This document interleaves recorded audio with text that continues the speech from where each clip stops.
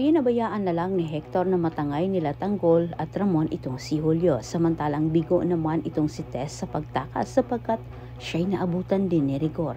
Pinaubaya ni Hector sa ibang mga kasamahan niya ang pagbabantay kay Julio habang siya ay nakatuon ang kanyang atensyon dito kay Tanggol. Halos naubos ang lahat ng mga kasamahan ni Hector sa mga kaibigan ni Tanggol, walang natira. Walang kamalay-malay ang dalawang pamilyang Mondragon at Guerrero, buo na ang pamilyang Montenegro. Dahil sa pagsama naman ni Divina dito kay Brando, nalaman ni Roberto sa pamilyang Guerrero na asawa pala ito ni Brando. Nagkaisa ang pamilyang Mondragon at Guerrero para hulihin ang mga Montenegro.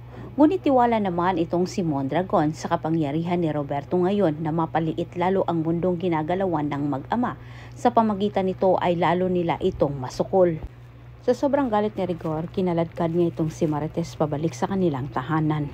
Nadulas ang bibig ni Rigor at nasabi niya dito kay Marites, anya nito hindi umano sila papayag na ito ay makawala sa kanilang mga kamay dahil si Marites lang umano ang bukod tanging paraan para si Tanggol at Ramon ay mahuli nila. Halos nanggagalaiti sa galit itong si Tanggol ngayon at Ramon matapos nilang nalaman mula kay Julio na ang kanyang ina ay hawak ngayon ni Rigor. Isusunod naman nilang punteryahin itong si Rigor ang pagligtas umano kay Marites bago umano nila balikan ang pamilyang Guerrero. Ngunit sa kabilang banda, sobrang nagngingit-ngit sa galit ngayon itong si Gustavo dahil sa pagbaliwala ng kanyang pamilya sa kanya. Ubos na ang pasensya ni Gustavo kay Miguelito kaya't ito ay napag-isip-isip na kailangan na niyang meron siyang gawin para mawala ito sa pwesto. Ang bukod tanging naisip niyang paraan ay ilaglag ito. Balak na makipagkita ni Gustavo dito kay Tinding para masabi umano niya ang totoo kay Tanggol. Samantala sa kabilang banda, bumalik ang buong Inleya sa presinto na wala na sa kanilang mga kamay itong si Julio at Franco. Sa gitna ng pagtatalo ni Rigor at Marites, nakatanggap ng tawag itong si Rigor mula sa kanyang kasamahan at ibinabalita ang nangyari.